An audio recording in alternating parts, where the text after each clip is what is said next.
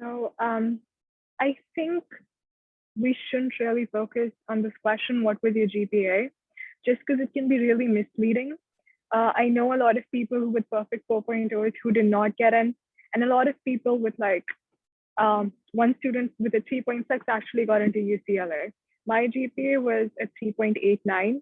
So that gives you a range. And so, yeah, don't focus on your GPA. Try to build your profile according to your target school. But being a person who's gone through college applications twice, I know how much we tend to like focus on our grades, on our GPA. And what kind of helped me was this link. Just it's a database of all transfer students who have gotten to different universities. Do not try to compare yourself, but use this as a guide to figure out your list of colleges, kind of like this is my safe school, this is my read school, and this is something which I might or might not get into. When you're making that list, look at this. So yeah, my advice, don't focus on your GPA as much. Just build your profile and just think about, what kind of student is your dream school looking for and work towards that. Yeah. Um, I agree with what Arushi just said just now, that GPA should not be the main focus of your time in the Anza. Um, my GPA is pretty much the same like Arushi. When I transferred, it was 3.9, but after my last quarter, because of physics, I got 3.7 something. But it's true that GPA is not the remaining factors. But then again, that being said, you should try your best to maintain your grade.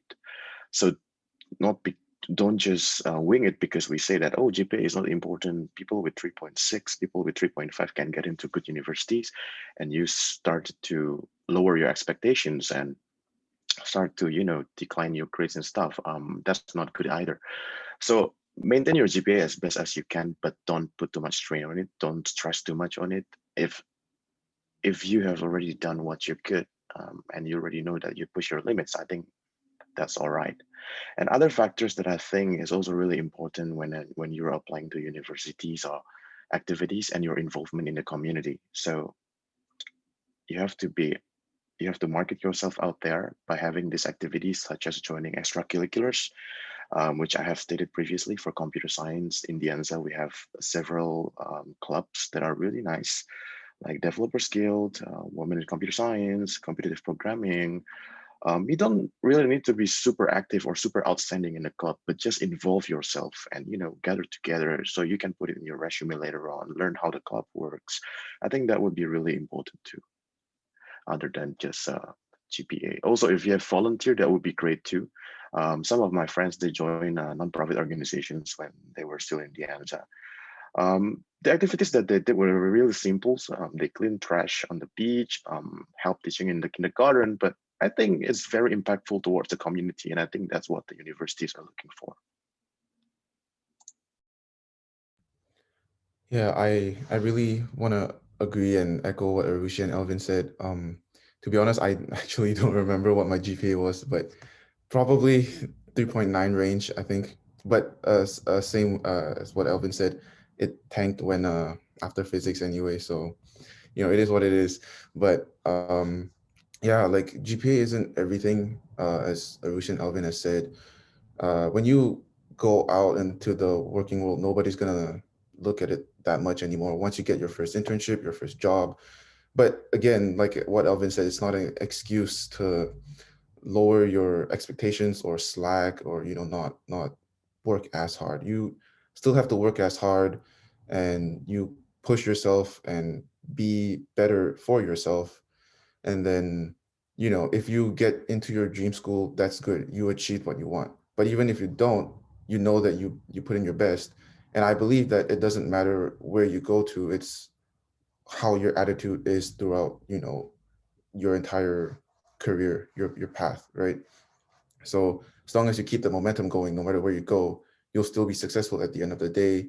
No matter if you have a good GPA, bad GPA, whether you got into your dream school with a good GPA or a bad GPA, it at the end of the day, like, it may not matter, right? But uh, like what Alvin said as well, like it's also important that you focus on extracurricular activities, you know, your clubs. For CS, it would be good to involve yourself in hackathons, and even if you don't, if you don't like to put yourself way out there so fast, you can start working on personal projects first, and then start joining clubs, you know, and then start getting to know people, work on small team projects, and then you can join hackathons with friends that you've met in clubs, et cetera, et cetera. There's so many things to do and so many ways that you can improve yourself.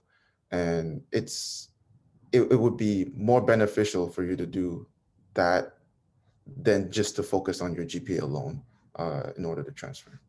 Yeah. Yeah, I think what all of you just said are really important. I do agree with that. My GPA is honestly a little lower than you guys, but I think it's always a balance between GPA and your projects and interests, because you need GPA as kind of the requirement to get into certain schools. So you need to try hard. I would wish I work a little harder, like maybe on my GPA or something. But I think, yeah. But also, I think make putting efforts in your interests and projects, like build your experience, connect with people, is also important, because like when I was at Anza, I was really thinking about like transferring as a CS major, honestly. But because I didn't know I would ever get the opportunity to actually study what I want right now, like music and technology stuff. So I mean, it's still important for you to like really live your life and know how to manage what you want, like, and study at the same time. So because I think people who look at your applications, they kind of are trying to see how you can manage everything, like the balance, like can you do volunteer clubs or other programs. So when I was at the Anza, I was in Women Computer Science Club, and it's really great because I got to attend, like for example, the Grace Hopper, what's that, conference. So yeah, you get to know different people, and when you, yeah, later on what your target would be, like internships or jobs, and you really need connections or just to know more info. So um yeah, it's how I think it's really important to see how you can manage your time and build your experience, build your connections, and yeah, everything just builds up. So it's gonna be like add up to what you have as a person, I think. So yeah, I think that's it. Okay. Well, I definitely agree with you and other people just shared. So my GPA back then was about 3.88, I think. I can't really remember. And well, as an engineer major and also the same for CS major, it's really competitive. So it's definitely a good thing to have a good GPA, but also it's not everything. Like I feel like GPA is just it's like a ticket for you to enter the pool, but it's not everything. I mean, at the end of the day, what matters the most is who you are. What you like the key elements you showed in your essays will determine where you go to. Like, so really, you really have to show who you are as a person, what you have learned during your journey, and what makes you who you are today. I think that's more important than GPA. Yeah, so it's definitely still push yourself to get good grades or to do to achieve more during your class, but it's also okay to not have a 4.0 or even 3.9, because sometimes life is hard. Everyone has a lot of things to deal with. So yeah, it's okay to not have a great GPA, but definitely develop yourself as a person. And yeah.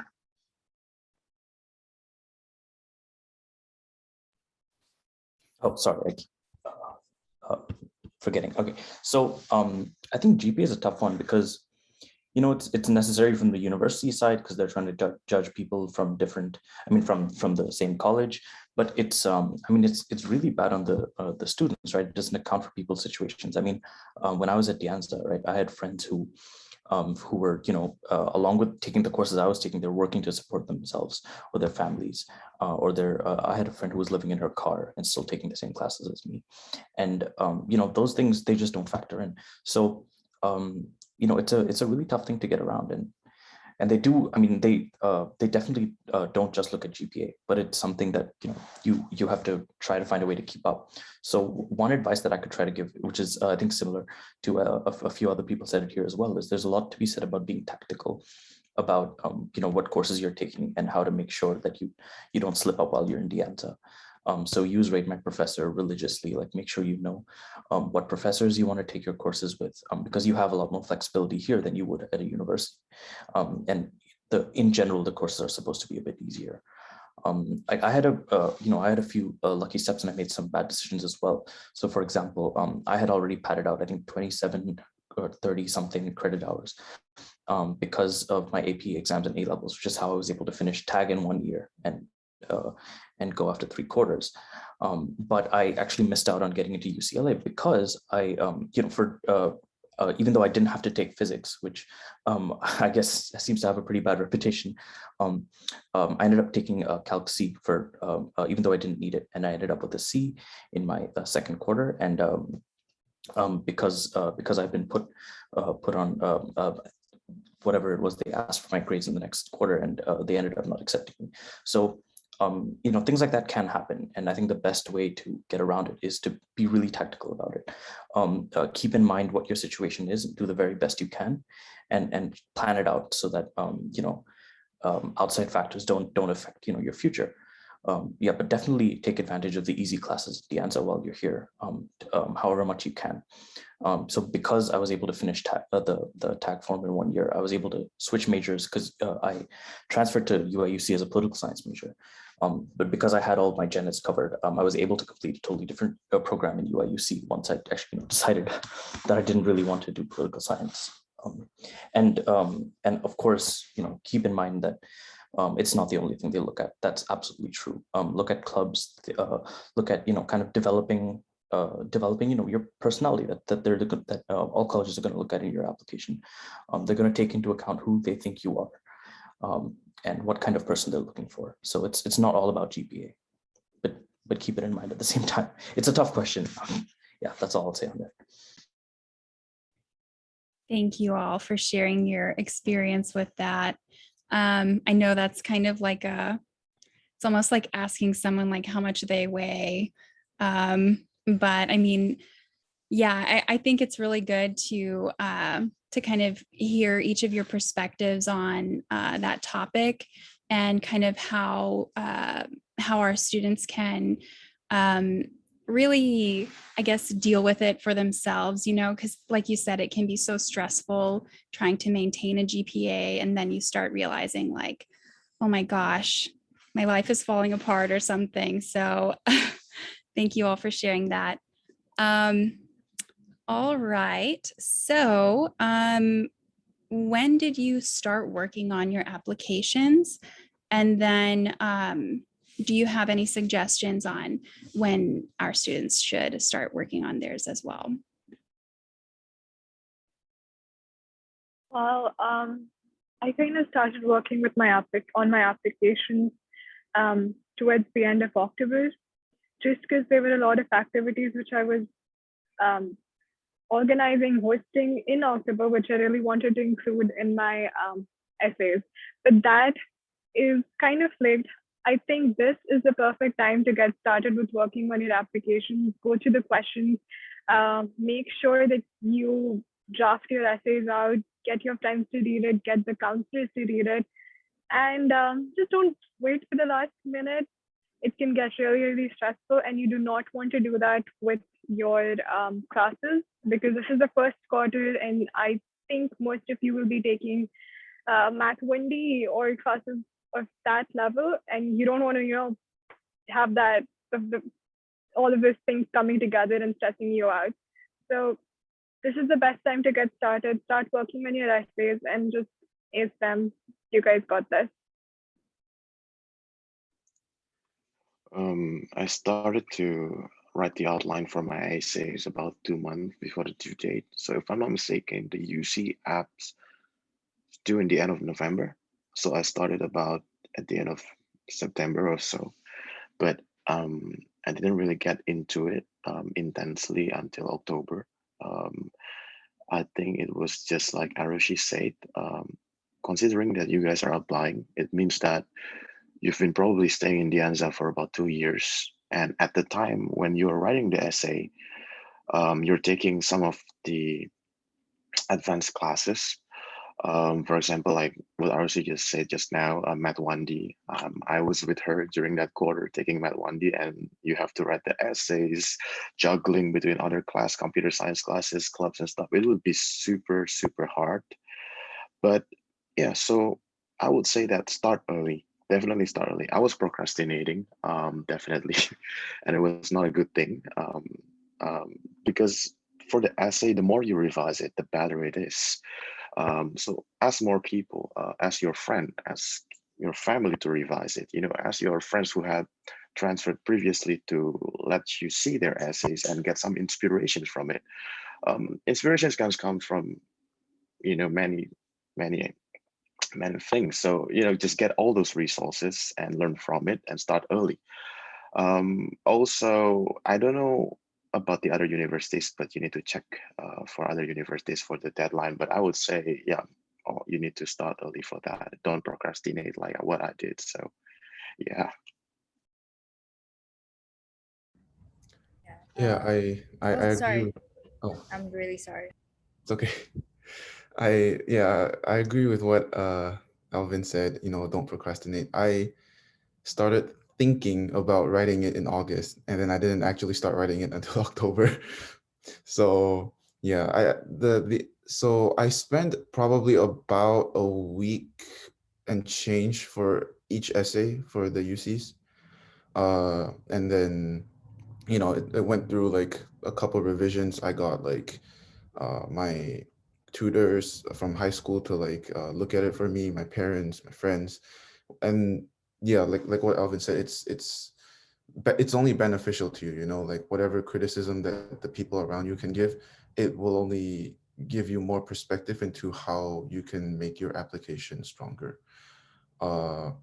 Yeah, and I think also uh, piggybacking on the idea of not procrastinating, I think because I also applied to Georgia Tech. I think for out-of-state universities like Georgia Tech or wherever, I guess, you do need to articulate your course from Anza, which courses from Anza are transferable to your out-of-state universities. Some of them want you to do it yourself. So that does take some time and some digging. So yeah, do not procrastinate is a very important advice that I hope you all take away from this. Do not procrastinate.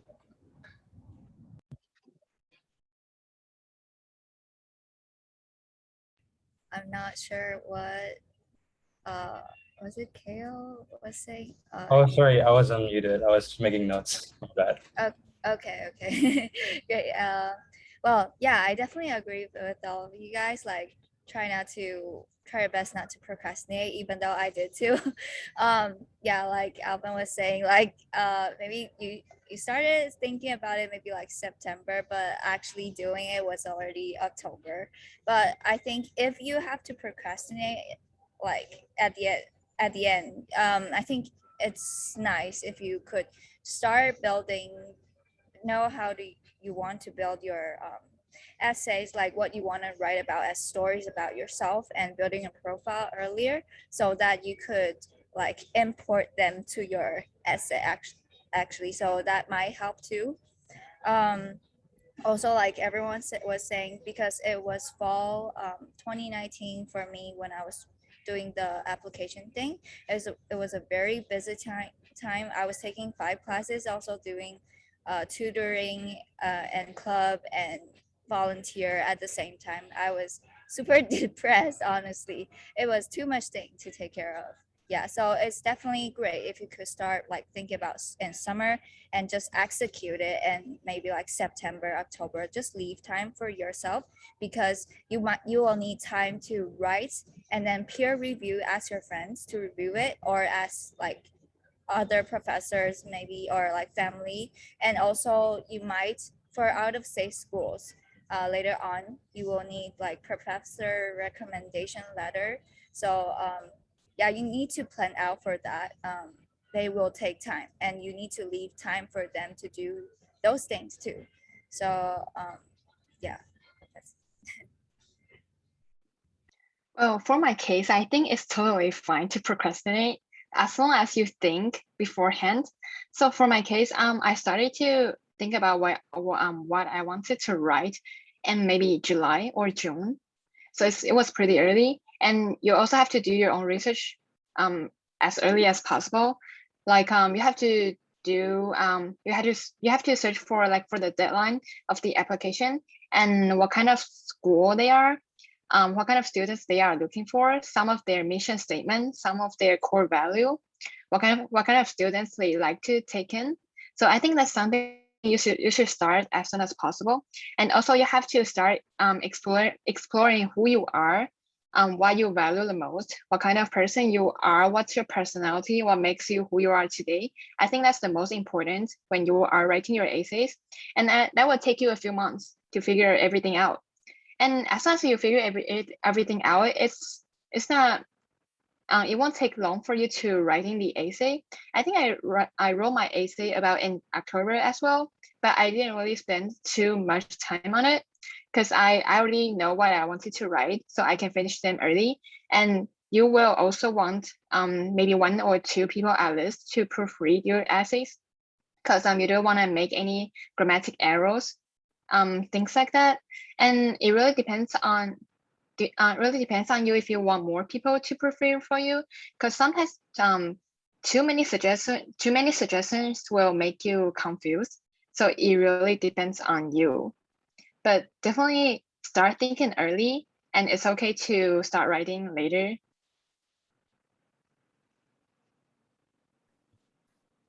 Yeah, I probably have the least to contribute for this question, just because I kind of started writing my essays as soon as I arrived at the Anza.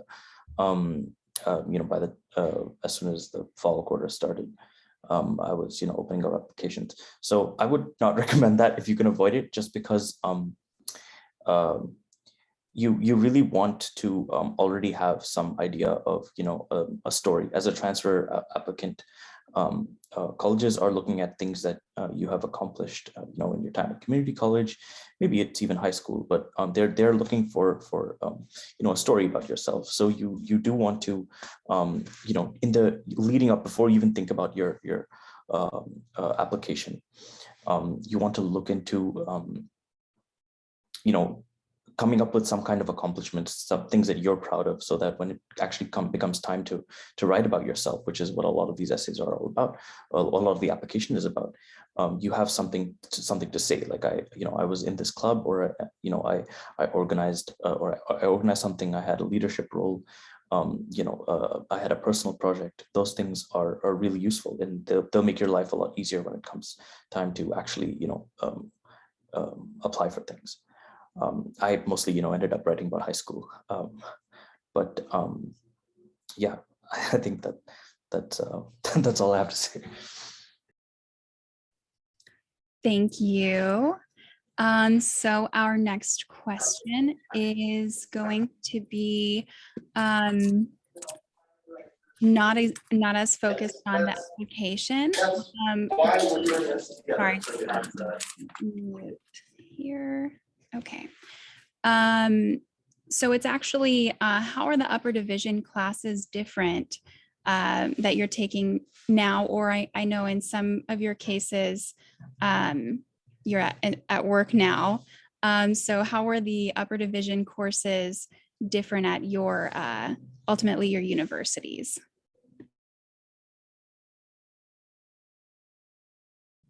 Wait, Casey, can you please repeat the question? Yes. How how are your upper division courses at your university different from the courses that you took at De Anza? Yeah, so the first and foremost difference is usually most four-year universities are based on semester system, I think, except UCLA.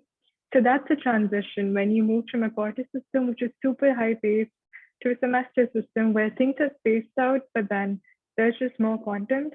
So that's definitely something to think about when you transition. The second thing is, I feel it depends again from university to university, but the level is definitely going to increase. And for me, like when I started with my CS class at Berkeley, I was like, oh my God, I completed all the series at De Anza, but this is something totally different. But that's normal, that's understandable. And you just have to kind of start again, utilize the resources at De Anza or at the university which you transfer to, and you can figure things out eventually.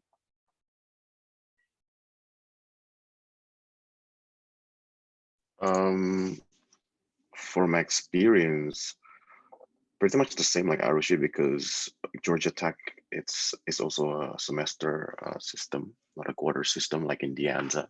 I had to adjust because usually my class in De Anza back then, it was only like 3 months, and now it's stretched to 4 to 5 months. Definitely more materials explained by the professors, more stuff to do, and the difficulties level has also risen. But don't worry, it is still doable. I mean, the more you learn, it's supposed to be the harder it gets, but definitely you'll be able to handle it because, as I said previously, whatever you learn in De Anza should be a stepping stone, or should build, should get you enough foundation for you to tackle the upper division classes in the university. So it's not entirely different stuff. It's just extrapolating what you have learned in De Anza and then applying it for the class and the university. So yeah. Yeah, unlike Arushi and Alvin, UCLA is on the quarter system. So you will definitely still feel, at least in the quarter system schools, the same rush, the same, you have quizzes on week 3 kind of thing, but also for all the quarter system UCs, I think the quarter system is 11 weeks. So 10 weeks plus 1 week of finals instead of 12 in De Anza, which is 11 weeks and then plus 1 week of final. So that makes it more rushed, I guess, in some classes. So I remember taking a class, operating systems. Apparently it was adapted from Berkeley's version of the class, and Berkeley does it in a semester system. We do it in a quarter system. So they're like projects due every week and 120 pages of reading also due every week. And yeah, so it also depends on like, it depends on like the class. So I've also been in some classes that are not as tough, so they're more chill, maybe a project due every 2-3 weeks, and that's a total of like 4-5 projects a quarter. So that's more manageable. It mostly depends on how the course is structured, but what I agree a lot with what Alvin said, what you learn in De Anza is a stepping stone. So everything that you learn from your CS classes or your engineering classes, your math classes at De Anza, they are the foundations. They give you the basics to understand some of the upper division classes that you will have to take in university. And then once you take the required upper division classes, most of the time it unlocks all the electives. And then those upper division classes that were requirements, they were the foundations to all the electives that you would like to take. So take everything as like a stepping stone, I guess. And as long as you have a strong foundation from the classes that you learned in the material that you learned in De Anza, you'll be good, regardless of quarter system or semester system. It's at the end of the day, it's more or less the same thing that you're studying, just a different time frame, if that makes sense. I agree. That's very cool. So for my case, it's actually a little different, but not too different. Okay, so I switched major, kind of, but I agree. Like the Anza, what I studied was definitely a great foundation because, like, my major is still involved in computing and studying CS.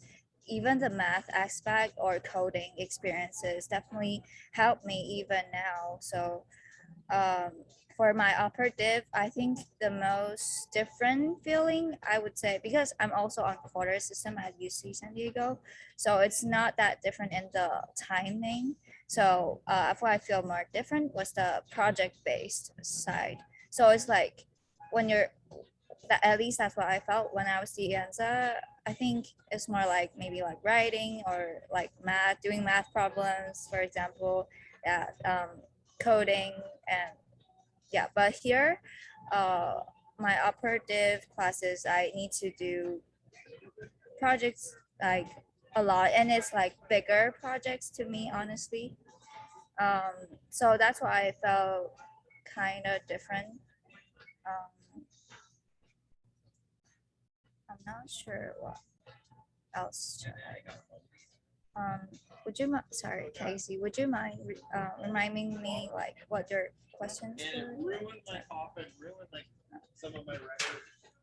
Yes. So the question is, how are your upper division courses different from your courses that you took at De Anza? Okay. Yeah. Okay. I think I got it.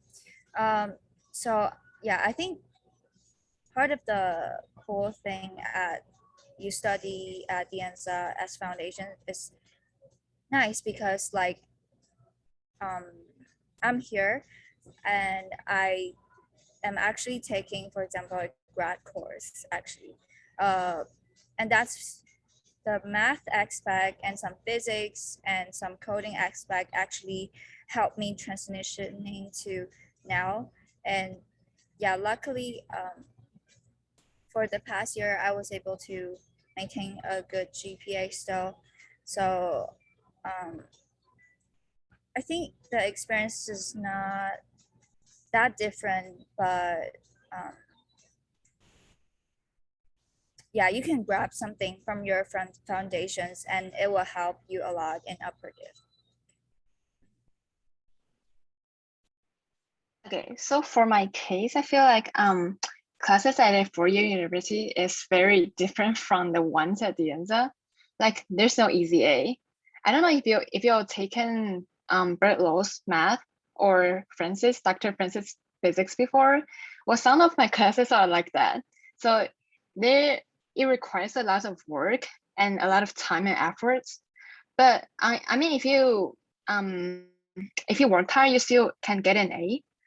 And also, so one example I have is that, so last semester I was taking a CS classes and it requires a foundation of Python.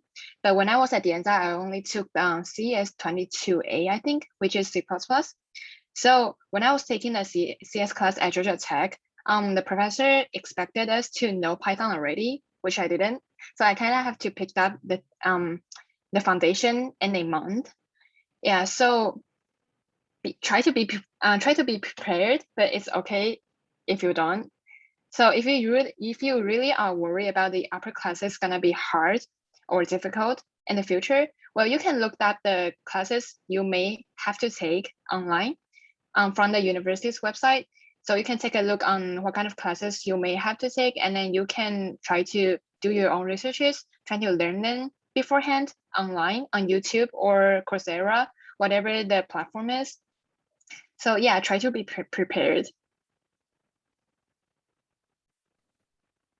Yeah, I think this is another case where I won't have much to contribute because I didn't take any CS classes in De Anza. They were pretty much gen ed and political science.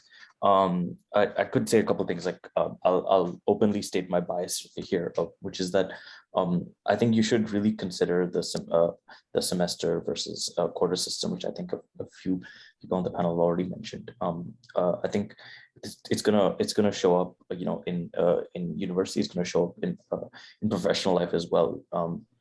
I think the quarter system is from my peers who are in those programs, it's categorically more stressful. Of course, you do tend to on par learn more, but there's to some extent less depth as well. When you have 16 weeks instead of 12 to really absorb some kind of topic. That's my that's my own personal bias being from UIUC, which has a semester system. But definitely know the pros and cons, because I think that can really change a lot of people's experience. The other thing I'll mention is that I think one of the biggest differences you'll see in four-year universities. I mean, obviously there's a lot of variance in size, but the class sizes are usually bigger, especially for these technical, especially in engineering colleges. So you're going to see a lot less attention, but you're also going to see more resources. So there's a lot of trade-offs involved. You're really going to be able to set things at your own pace. You'll have a lot less direct access to mentors and things like that, TAs or professors, but you will have a lot of project focused learning experiences, which I again can't really speak to the Anza CS courses. I really know nothing about them, but it's really unique, to rather than learn concepts in theory, to have like a virtual machine, and to actually have to produce some running code, in the context of CS, every couple of weeks for to actually pass the course, rather than being more exam focused or theory focused. So that it's really valuable, and you should keep in mind the different trade-offs of those experiences when you're choosing classes and universities. Thank you. I know that's not something that I've ever thought about, is really the difference kind of between semesters and quarters, and kind of how that impacts your schedule whenever you transfer. So thank you for your experiences. So our next question is mostly focused at any international students. I think a couple of you mentioned that you were international students. What are the processes for transferring, and how is it kind of different, I guess, from the non-international transfer process? I think for international students, the only thing which is really different and important is the I-20, which is you get a new I-20. I'm sorry for the noise, but you get a new I-20. You need to make sure if you leave the country between your transfer processes, between the transfer, you need to make sure you have the right kind of documentation and things like that.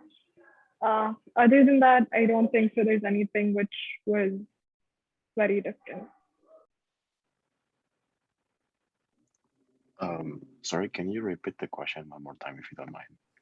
Sure. The question is, how is the transfer process different for international students? And do you have recommendations basically for that? Yeah, so what Arjun just said is literally the only difference between international and locals or domestic students. We live in the US based on our I-20, and the I-20 is usually issued by the universities where you're studying. So when you're transferring, you have to request for another I-20 from the universities that you're going to transfer to. And sometimes it's kind of tedious. It takes quite a while. The process takes a long time, and you have to submit a lot of documents to get the new I-20. But this COVID season is kind of weird because a lot of students, they move back to their home country. So the situation regarding the I-20 changed as well. Like for me, last time I was in Indonesia by the time I got accepted, and I had to transfer, and I could not really ask or request for my I-20 straight away. I had to wait until the new semester begin, and I have to come. And when I get that I-20, I have to be in America. Like I have to use it straight away. I cannot just get I-20 and stay in my home countries. Maybe the situation changed after this COVID seasons, because I believe that a lot of the students are in America. But if I could give one piece of advice, if you could just stay in the US and complete your transfer requirement, that would be way, way better than, than later on if you go back to your home countries and stuff. So I would say during this, pandemic era, just if you could stay in the US, yeah, and get your I-20 as fast as possible. And after that, you can go back to your home countries, and that would be a much easier process. Yeah, I agree with Elvin. As international students, at least I didn't have to go through this because I transferred in fall 2019.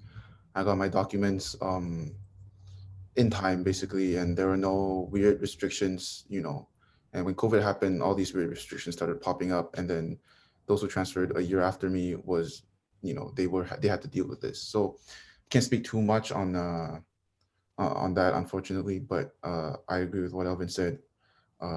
It's if you can do it, stay in the U.S. With your I-20, with your valid status, right? And you should be good. Other than that, the process for transferring with the essays and applications, they're similar to non-international students. Yeah. Those are really good points, I think. I also think the transfer process wasn't too different. But I think one thing that might be different is when you apply out of state, you might need TOEFL. I guess that's part of the thing, because to prove your English proficiency, but pretty much the same. Well, I was, transferred a year later than Jason, I think. So anyways, so it was a little bit in the COVID situation. So it's important to keep her status. It was very complicated by the time. So I was actually, I think it's after I transfer actually that, but the documents has to actually transfer to the new school. That's when it gets complicated, because then I went back to my home country and stayed there for a year. But then they were telling me when I came back here to the US now, I need to get a new I-20 new number, my CVS number. So that's what makes it very complicated, because it affects how you can do your internship and job sort of thing. So the application by that time, it wasn't so different, but if you're planning to do internships, it could matter. So if you can stay in the US during all those process, I would suggest to do that too. Well, for UCs, I think the application process is pretty much the same. But for universities outside of California, I think you will have to take TOEFL, and you may have to take some other tests, such as SATs for some universities, but most of them do not require that. So you may want to check them out on their websites. Also, you have to know their deadlines for all those tests and take all of them beforehand. And also for some university, they will require you to submit your high school official transcript, and that can be very difficult, especially you are in the US. So definitely make sure what kind of documents you have to submit. And for international students, the tuition will be more expensive. So definitely be prepared, and definitely know what your budget is when you're applying. Yeah. Wonderful. Thank you all for that. College transferring can be very hectic in general, and then having the additional documentation and things to get prepared for international students can be so overwhelming. So thanks for sharing your advice on that. So now we're going to actually wrap up with our last question. So basically, what do you all wish that you had done differently when you were at Anza in hindsight?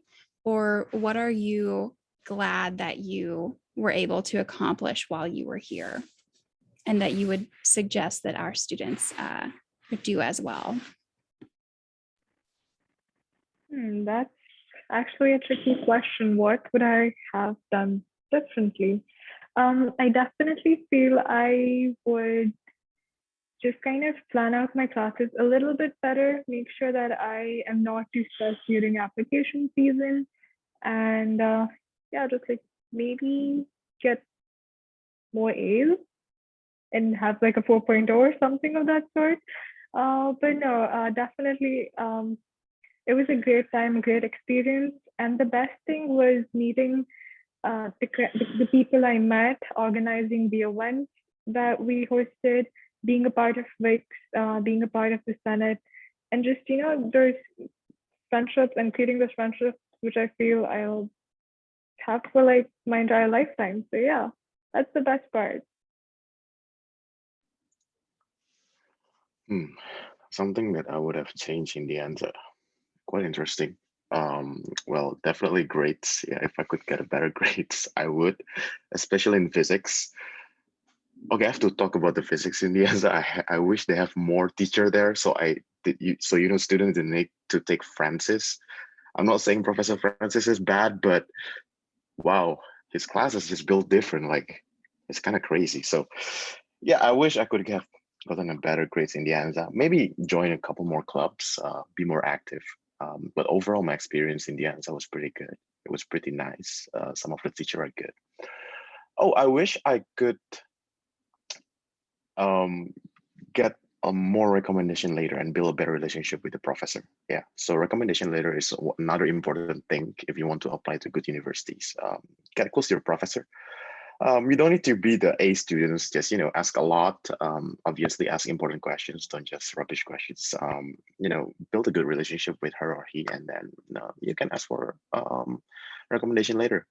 So yeah, that would be great. If you want to apply to good unis, that would be one of the strongest points that you have as a student, a recommendation later from a professor. Yeah. Yeah. Yeah, I seem to be agreeing with Alvin a lot today, but mostly because he's been speaking before me. But I think even, what I would do differently, even after graduating from UCLA, is also to be closer to certain professors. It's sometimes not enough to just get A's in their classes. I've had to ask for professors who I've gotten A's or even A pluses from, and they're like, "Oh, I don't know you well enough to write a recommendation letter for you." And that does matter sometimes if you want to do, like, if you plan to do a master's degree or PhD.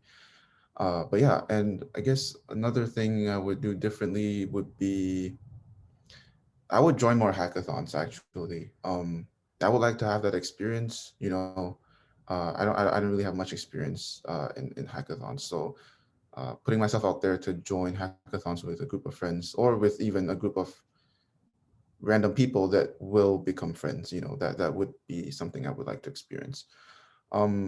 Stuff that I think I was happy that I did.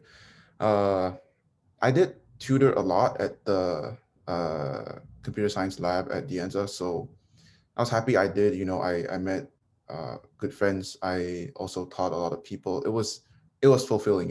It's not a paid position, unlike the science tutors. So if you want to get paid, don't be a CS tutor. But it's fulfilling, being able to uh, teach people, and also it helps you with your, at least for me, it did help me with my interviewing skills, like in technical interviews and whatnot, how to teach people how to talk about certain technical problems and make people understand them. So yeah, that's one thing that I felt like, other than studies, obviously, that's one thing that I felt like I was happy I did at the end. Yeah. Yeah, I agree with you guys, I guess. But like, what I wish I would could do when I was in Anza, like I mentioned, it would be great, and I would wish I did more projects, I guess. Because what I think now is like, by the time might have a lot of ideas, but really it's about like how you execute them so they become yours. So I would wish if I had ideas, I could try to find like professors I resonated with and start building my projects. Or when you're involved in club, like really try to build something for yourself, like projects, because if you're really interested in that, the projects will help you and show you as a person, but also like you'll get something that's solid. Yeah, that's what I wish I would do. But at the same time, yeah, I was pretty glad to when I was in the Anza studying CS. I was connected with some professors, so there was a time that was very helpful because I applied out of state school and needed 3 recommendation letters, and I managed to get 2 from professors for CS, and one was the tutoring center. I mean the math and science tutoring center, and they wrote me another recommendation letter. So that was pretty helpful. Yeah. Also, like just to get their opinions on things is very helpful. Yeah. And I was glad to take classes to really learn about things, because like before I came to Dianza, I wasn't really like knowing anything in coding, honestly. So it like helped me learn a lot, honestly. And also like to be involved in clubs and volunteers, like I was mentioning earlier too, really just make fulfill your like achievements, or it's a good feeling to be able to do quite many things. Well, for my case, I actually have a recommendation. So try not to take easy A classes. So one thing I did at the Anza is that I never take easy A's. So that's why I took Francis, I took Bert Law. It can be very challenging, but it also prepare you for a 4-year university, especially Francis. Yeah, so if you can, try not to take easy A's. And also one thing I wish I could have done when I was at the Anza is to learn how to code.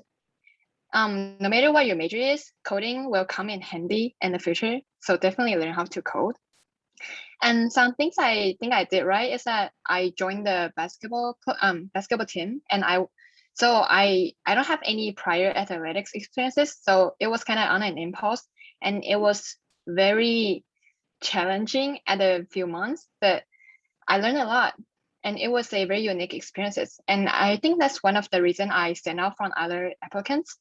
Also, the other thing I did is I was a math tutor as well. And I also learned a lot when I was tutoring. So definitely recommend you guys if you can join the math tutor center. In fact, I wrote one of my essays on one of my students when I tutored her, and it really changed some of my perspectives on life. So yeah, try to reach out to more opportunities. Yeah, this is an interesting question, especially now that I have some distance on it. I mean, it was a long time ago, but I mean, I guess I could have not taken, Math 1C, kept a 4.0 GPA, or maybe I could have switched to CS before transferring, if I had that decision. But to be honest, you're all going to make some mistakes or have some regrets in the short term. But I actually think things turned out for the better. I'm really glad that I didn't end up going to UCLA because I wouldn't give my experience at UIUC for any, for anything. I think that having a political science background in the Anza changed my perspective, and really, really changed who I am as a person, probably for the better. I think the one thing I do regret is not really appreciating my time in the Anza in the short term. I think I was on campus from like 7 a.m. to 7 p.m. Monday to Friday, like overloading on courses, trying to stay afloat. But I made some really close friends that I guess it's been 5 years, almost 6 years. I'm still in touch with them. So you should you're going to make mistakes or, things that you regret in the short term. But I think that really appreciate where you are, because the Anza is a great place. You're going to make a lot of close relationships with the people here. You're going to have a lot of experiences that you would never have in a four-year college. Take it all in, because it's really unique, and it's really valuable, the fact that you're spending time in Anza for your four-year college experience. All right. Well, that wraps it up for us today. Thank you all for sharing, taking your time to be here and tell us all about your experience, advice, and I hope you all have a really great rest of your day. Have a nice weekend. And yeah, thank you all for being here. Thank you for having us, and good luck to everyone who's applying. Thank you. Yeah, thanks so much, Cassie, for having us. Good luck applying. Thank you. Bye.